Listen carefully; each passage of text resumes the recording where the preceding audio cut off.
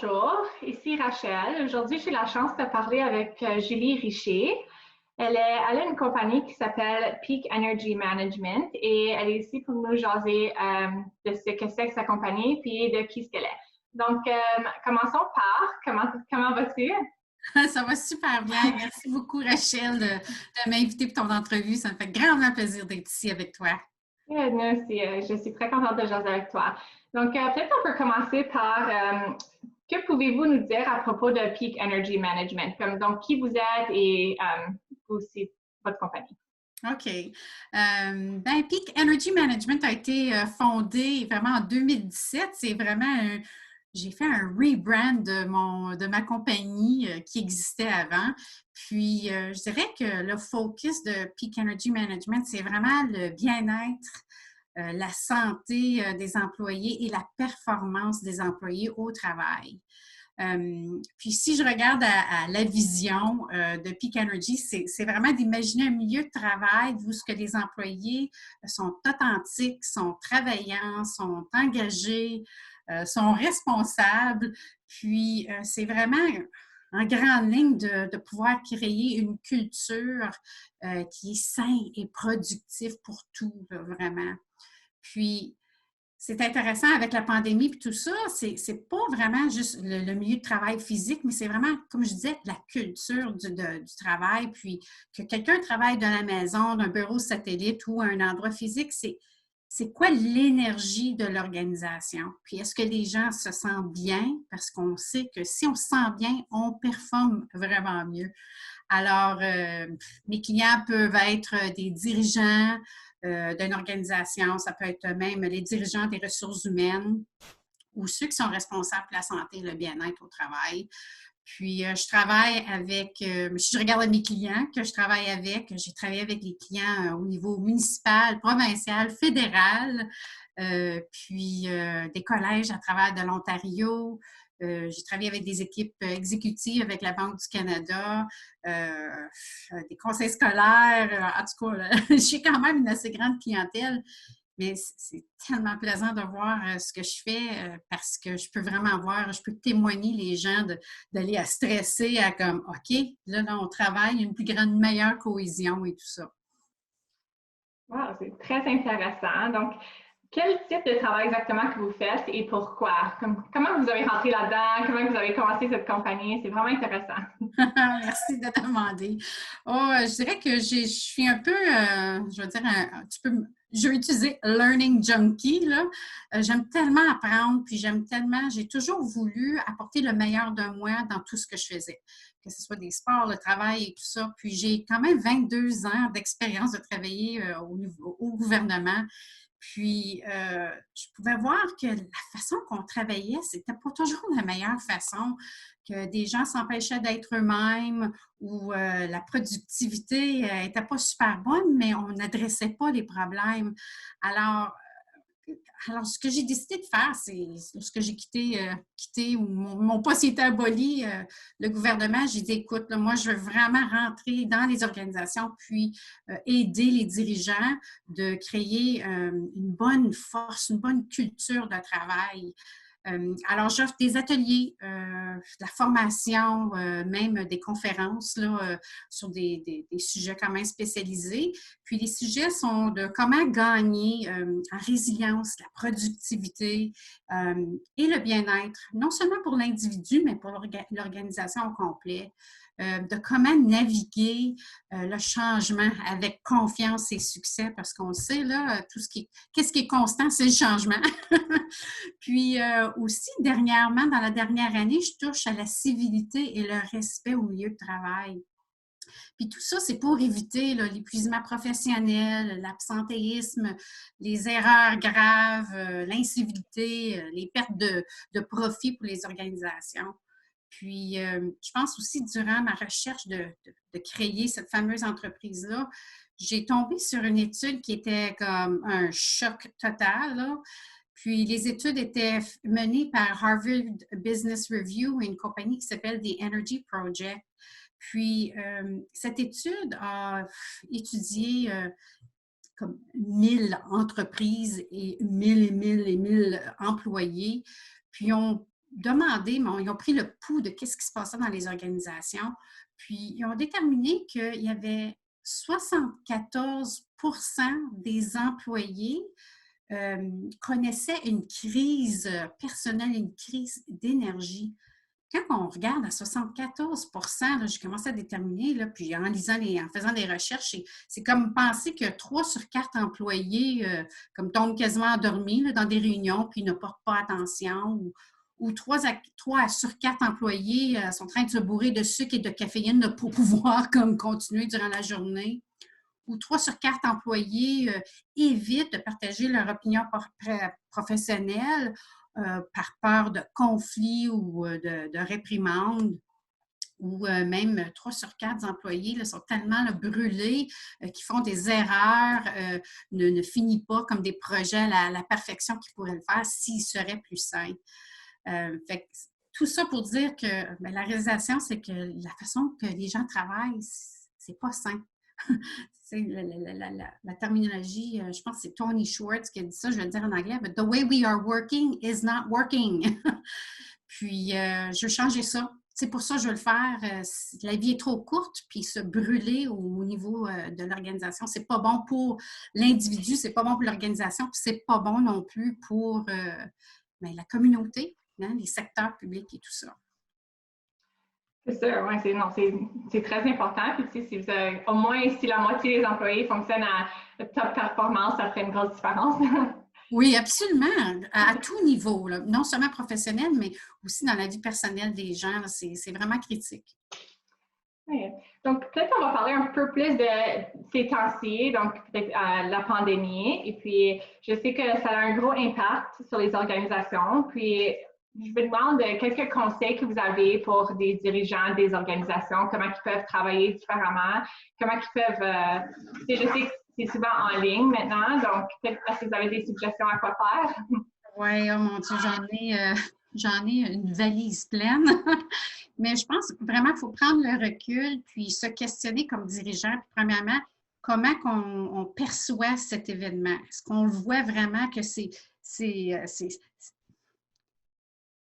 vraiment critique, c'est pas une bonne chose, mais de vraiment changer peut-être nos lunettes puis de vraiment regarder cette fameuse pandémie comme une opportunité d'innover.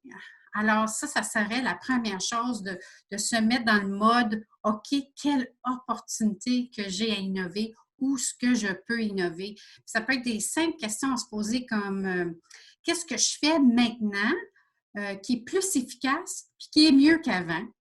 Puis de vraiment prendre le temps là, de regarder là, tous les départements, puis d'investir, de rentrer les gestionnaires, de vraiment évaluer ça. Se poser la question comme qu'est-ce que je faisais avant qui n'est plus critique maintenant, qu'on doit changer la façon qu'on travaille. Quelle politique de travail doit changer pour s'adapter au nouveau monde? Parce que vraiment, on a tous l'opportunité d'améliorer la culture du travail, d'améliorer les petites choses qu'habituellement, on n'aurait pas pensé parce que maintenant, là, on est trop occupé. Mais oui, on est encore occupé, mais c'est tellement une opportunité d'innover. Puis je dirais aux gestionnaires, aux dirigeants, faites-le pas seul. Amenez des spécialistes avec vous. Faites vraiment un remue-ménage d'identifier toutes les régions qui pourraient innover, puis prendre l'opportunité de rééduquer le personnel sur la culture du travail que vous voulez. C'est quoi votre mission? C'est quoi la vision de l'organisation? De prendre le temps de le communiquer, puis de comme reformer le personnel pour que tous les gens soient alignés. Puis encore, je dirais, investissez s'il vous plaît dans la santé et le bien-être. C'est plutôt le bien-être. Hein? Santé, c'est très individuel, mais c'est vraiment je dirais, la job de l'employeur, des dirigeants, de s'assurer qu'il y a un milieu de travail qui est sain, productif, où ce que les gens se sentent bien. Le mieux qu'on se sent, le mieux qu'on performe. C'est ça. Ouais, c'est vrai.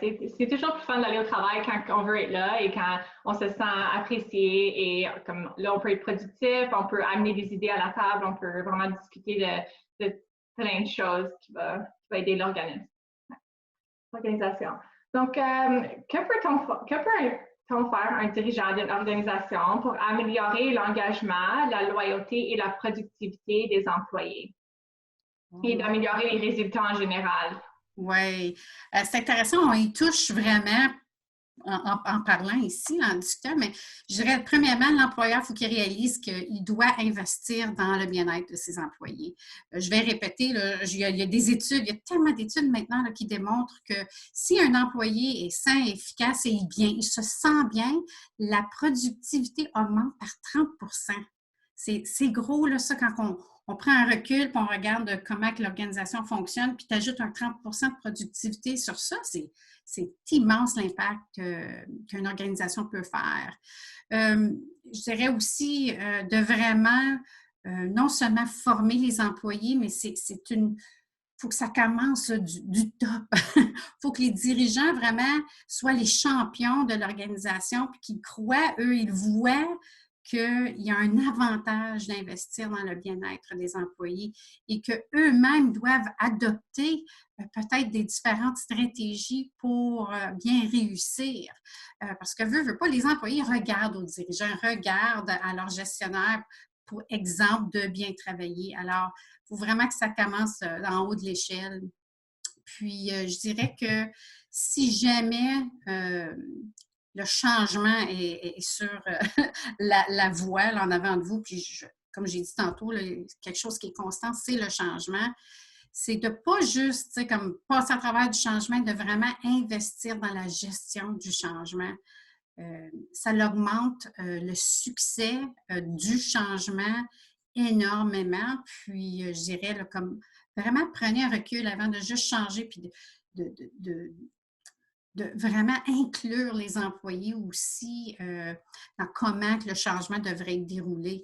Oui, les dirigeants sont ceux qui font la décision finale, mais c'est critique. Je ne sais pas combien de fois j'ai rentré dans des organisations, puis que les gestionnaires ont pris des décisions sans vraiment consulter les employés, puis il y avait comme peut-être juste 2 tiers, ou même pas, là, comme un quart des employés qui étaient les champions du changement, puis tout le monde d'autre, là, ça prenait des mois et des années, puis c'est du sabotage naturel qui se passe dans l'organisation. Puis évaluer, écoutez vos employés, assurez-vous là, de vraiment inclure les employés, soit un à un ou des groupes. Donc, les gens peuvent vraiment partager ce qui est important pour le succès de le monde. Oui, c'est peut-être des sondages ou quelque chose comme ça pour évaluer les employés. Ce serait anonyme aussi. Ils peuvent donner leur opinion, puis ça peut aider les dirigeants à avoir une direction, puis vraiment choisir de quoi qu'ils veulent améliorer. Oui, c'est vraiment important. Puis, tu sais, il y en a beaucoup de sondages qui se passent à travers en ce moment. Là, si je regarde au niveau même fédéral ou provincial, une fois par année, ils font leur fameux sondage. L'information est tellement critique, mais ensuite, c'est vraiment faire quelque chose au sujet là, de l'information qui a été prise. C'est vrai. Donc, est-ce qu'il y a des choses qu'on peut faire individuellement pour améliorer la culture au milieu de travail? Donc, juste vraiment chaque employé, est-ce qu'on peut prendre une responsabilité? Est-ce que vous avez des stratégies pour ça? Oui, absolument. Oh mon Dieu, pas encore. Hein, là, je n'ai pas une valise, j'ai plusieurs valises de stratégies que je pourrais partager. Mais lorsque je fais mes présentations, j'apporte toujours le fait que l'être humain a vraiment 4 éléments qui doivent concentrer ou qui devraient porter attention pour être la meilleure version d'eux-mêmes dans le milieu de travail. Premièrement, physiquement, est-ce que les gens prennent soin d'eux? Est-ce qu'ils bougent? Est-ce qu'ils prennent des pauses? Est-ce qu'ils se poussent toute la journée longue? Ce n'est pas des choses comme ça. Alors, c'est de bien manger, de bouger, de prendre tes pauses, de prendre soin de toi physiquement. Alors, ça, c'est le premier élément. Deuxième, ce serait émotionnellement. Que fais-tu au niveau d'émotions pour gérer tes émotions? Est-ce que tu es au courant de ce qui te provoque? Puis, est-ce que tu as même la capacité de t'observer quand tu es émotionnel? Est-ce que tu communiques les choses importantes? Est-ce que tu respectes les gens? Alors, c'est de porter attention au niveau d'émotions, comment on gère nos émotions dans le milieu de travail. Le troisième élément, c'est au niveau mental, puis vraiment plutôt en fait de concentration. Est-ce que est-ce que les gens peut-être peuvent prendre un recul puis regarder la façon qu'ils travaillent? Est-ce qu'ils sont bien organisés? Est-ce qu'ils planifient leur semaine? Est-ce qu'ils éliminent les distractions et tout ça? Alors, au niveau mental, c'est de vraiment pouvoir être capable de bien concentrer, de bien performer, d'avoir des stratégies plus qu'on peut être plus efficace et productif. Et finalement, je parle du quatrième élément, ça serait l'élément central. Puis central, je mets ma main là, comme un peu sur ma poitrine. C'est plutôt comme individu, on a tous des valeurs. Puis il faut s'assurer que nos valeurs personnelles sont comme alignées avec aussi les valeurs de l'organisation. Puis de porter attention à ce qu'on apporte à l'organisation. Parce que parfois, on fait juste rentrer au travail, on travaille toute la journée, on retourne à la maison, puis là, on est comme, qu'est-ce que j'ai fait aujourd'hui? Alors, c'est de trouver les raisons d'être au travail. C'est quelle partie de notre travail qui est vraiment positif? Qu'est-ce qui aide à l'organisation d'accomplir sa mission et ses visions? Parce que si on porte attention à ces 4 éléments-là, c'est là vraiment qu'on peut être notre meilleur dans le milieu de travail. Puis, ça vient que c'est gagnant pour tout le monde, pour l'employeur, pour l'employé, les collègues et la communauté. Oui, c'est sûr. Même mon employeur, par exemple, il encourage vraiment les pauses puis de prendre ton dîner parce que des fois, je me retrouve à mon pupitre pour 8 heures de fil puis je me suis même pas levée pour aller prendre de l'eau ou pour aller prendre une marche. Donc, ouais, c'est très facile de te perdre dans ta journée si on est très occupé au travail, mais c'est très important de suivre ces consignes-là des 4 éléments et de vraiment prendre les pauses et prendre le temps qu'on a besoin et ça va nous rendre plus productifs à la fin de la journée. C'est super bien dit, Rachel, parce que je pense que beaucoup d'entre nous, on est pris dans la vieille mentalité de juste produire. Mais premièrement, on n'est pas un ordi, on ne peut pas rouler 150 000 programmes en même temps. Puis le corps humain a besoin de pause pour se ramener à son niveau d'énergie élevé pour performer au meilleur. Si on ne le fait pas, on ne performe pas à notre meilleur. C'est ça. Non, c'est vrai. Donc, est-ce que vous offrez vos services en ce moment? Est-ce que vous avez des, je sais pas, des journées comme des workshops, mettons, ou des rencontres virtuelles, des réunions virtuelles comme ça? Oui, oui, j'ai dû innover moi aussi, imagine-toi. Parce qu'évidemment, habituellement, je rentre dans l'organisation puis je suis vraiment là en personne, mais oui, je fais des appels sur Zoom en ce moment. Puis, c'est vraiment sur gagner en résilience, puis comment gérer nos énergies durant la pandémie. Alors, absolument, en ce moment, j'offre quelques ateliers dans le mois de mai 2020.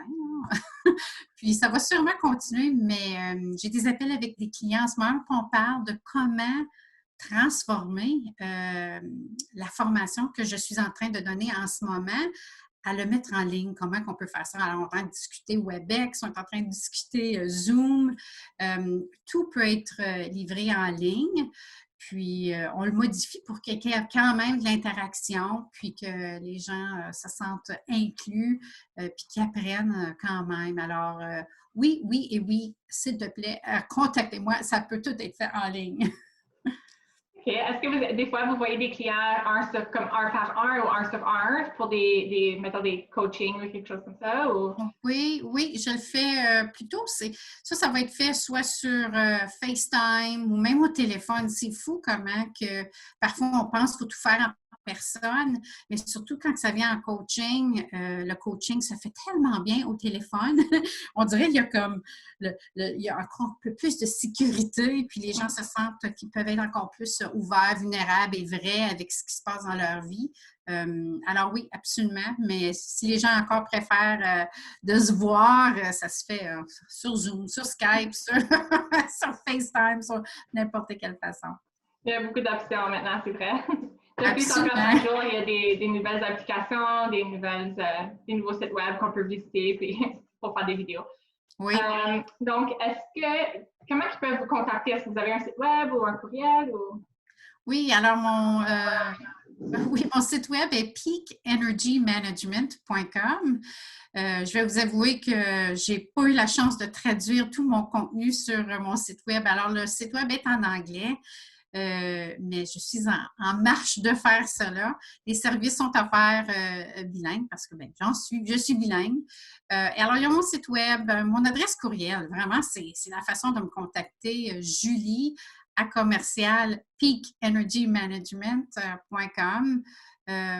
Puis, en tout cas, je peux partager aussi mes coordonnées avec toi, Rachel, numéro de téléphone, si les gens veulent téléphoner au lieu. Mais je dirais par courriel, là, c'est génial. Envoyez-moi un courriel, dites-moi ce que vous voulez ou visitez le site web. C'est correct. Bon, OK. Bien, est-ce que vous avez d'autres choses que vous voulez partager avec nous aujourd'hui? Ou... Oh, je vais mettre peut-être une dernière parenthèse de prendre soin de soi. C'est super important parce je vais utiliser la fameuse l'analogie de sécuriser ou de mettre notre masque d'oxygène sur nous avant d'assister les autres. Puis, je crois que vraiment les dirigeants, les employeurs ont tellement un super gros rôle à jouer en ce moment que, premièrement, eux devraient sécuriser leur masse d'oxygène avant, mais de aussi penser que s'ils investissent dans leurs employés, de les aider qu'ils mettent tous leurs masques, là, après qu'ils ont sécurisé l'autre, le profit à tellement de niveaux est incroyable et les études le démontrent de plus en plus que plus qu'on investit dans nos employés, plus que l'employé va investir dans l'entreprise. C'est tout simple que ça. Wow, mais merci beaucoup pour avoir pris le temps aujourd'hui. C'était vraiment intéressant. J'ai même appris beaucoup de choses dans les dernières 20 minutes qu'on a parlé. Donc, est-ce que, ouais, je pense que j'ai autres questions pour toi, à moins que vous avez des questions pour nous, pour moi. Ah, premièrement, je veux te remercier. J'ai peut-être pas de questions, mais je veux vraiment te remercier d'avoir pris du temps de ta journée, puis de partager le message. C'est un temps quand même assez critique pour tout le monde, puis je pense que c'est super important de savoir qui est là pour aider. Puis, je t'apprécie énormément que tu fais le travail que tu fais pour partager vraiment ces bonnes ressources-là dans notre communauté. Fait un gros merci, Rachel. Merci beaucoup. Et puis merci pour vos services aussi, ils sont très importants et très utiles dans ces temps-ci, spécialement. Merci beaucoup. Bonne journée. Toi aussi.